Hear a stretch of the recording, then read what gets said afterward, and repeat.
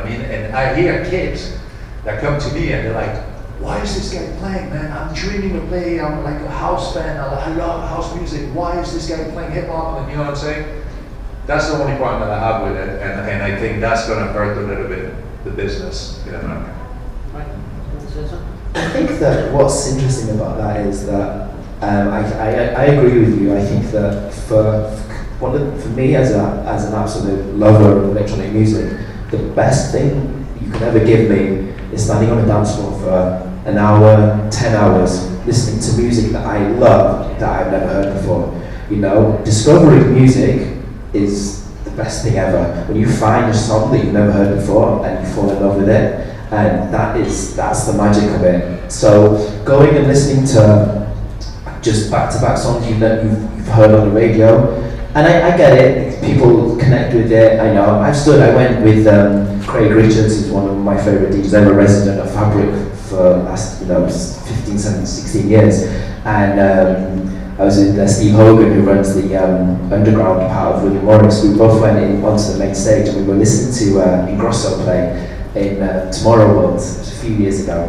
And you know what, I hadn't really done that before. I got the music, and I feel like I can hear a good DJ in any genre, whether it's drum and bass, EDM, mainstream, whatever. I can hear the difference between a good DJ and a bad DJ because they've got flow. Even if it's a certain type of music, I can appreciate it. And we stood there, and we had a great time. The energy was incredible, and it's different. It's not particularly my music I'd go home and listen to or buy or play or anything, but I got the energy, but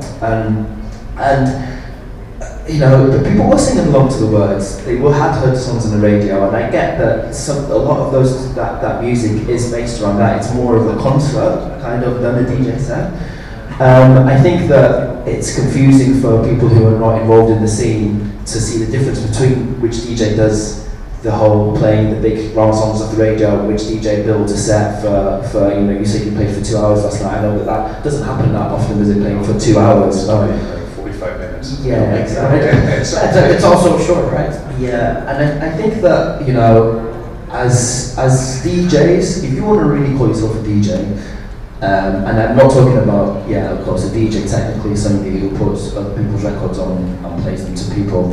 If you can really want to look inside yourself and call yourself a DJ who's actually doing something for the scene, then you should be taking some risks and pushing for people, if the crowd hasn't got much energy, you play a recognisable tune, but the next tune, you try and push them a bit further. Don't just go for the easy option because it doesn't give you anything back. You might as well play a pre-recorded set because, if you're standing there and you're not keeping yourself entertained, and trust me, I play, 100, 150 gigs a year. If you go and play the same records that you've heard for the last 25 sets, it's soul destroying. The few times I played a record and I played it too many times, I'm like, this is boring, and that's one record. If you're going out and playing 45 minutes of the songs you already know that you've played many times, it's really, you're not doing it for the love, you really are doing it for the money. Right. And I don't think there's any longevity in that. Those fans won't be with you for very long, you won't be very happy for very long, and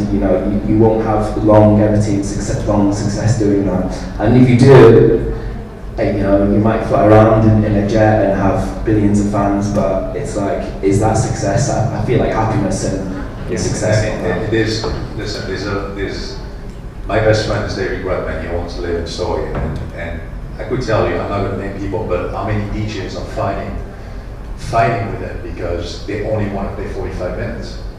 And to me, it's crazy because even though the music that I play, sometimes I have the securities, and many times I get in trouble, like from 1 to 5 in the morning, kicking the security, and then they want to shut me down and kicking them. The crowd is yelling. I want to play because I enjoy that.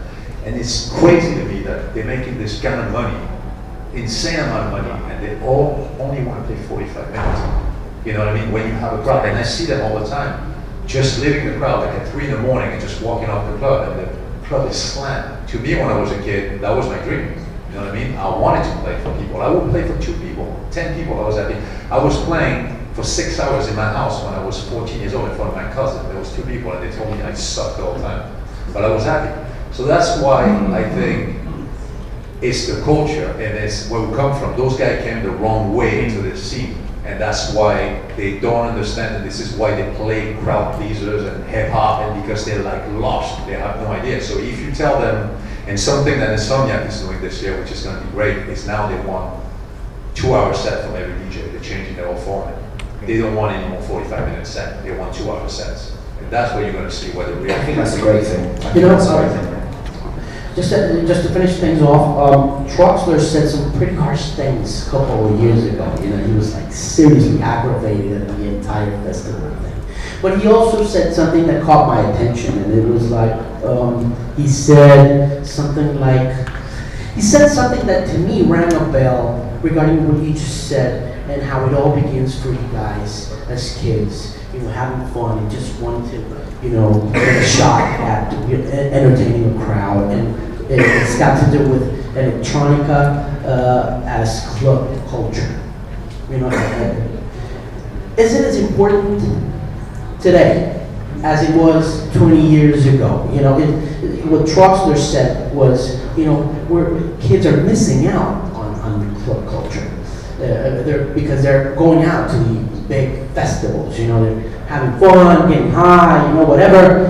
But Troxler kind of said, you know, clubs are in peril, are in danger. Is that true? And is underground culture at the beginning of electronic culture in the clubs?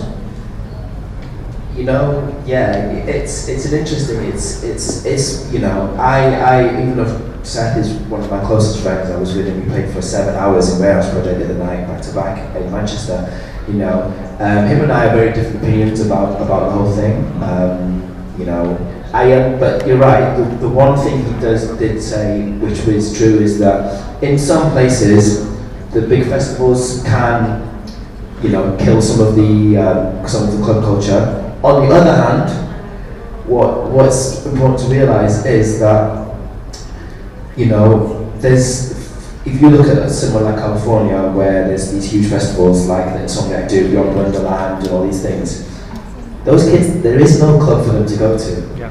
But if they go there and they catch a DJ that they like and they get into clubbing, then they might actually travel and actually be interested in going to a club when there's not a festival on. You know, I think that the positivity of increasing the size of club culture in general as a whole, and that's including festivals, that's including EDM, that's including everything, is far more positive than, you know, not having them at all. Because it was, you know, I remember when I first went to America to play, I played in my first WMC in 2007, and I played in Studio A next door to Space. I was doing a live set. It was my compilation of Constant Rebels had just come out, and the promoters from Avalon were there, and they came because somebody told them to come, and they saw me play, and I got booked to play in Avalon, and from that I was one of the first DJs from my scene to come regularly to America, and I was, you know, I played on the first time Insomniacs did an underground stage in actually Beyond Wonderland, and, you know, so I've seen it, you know,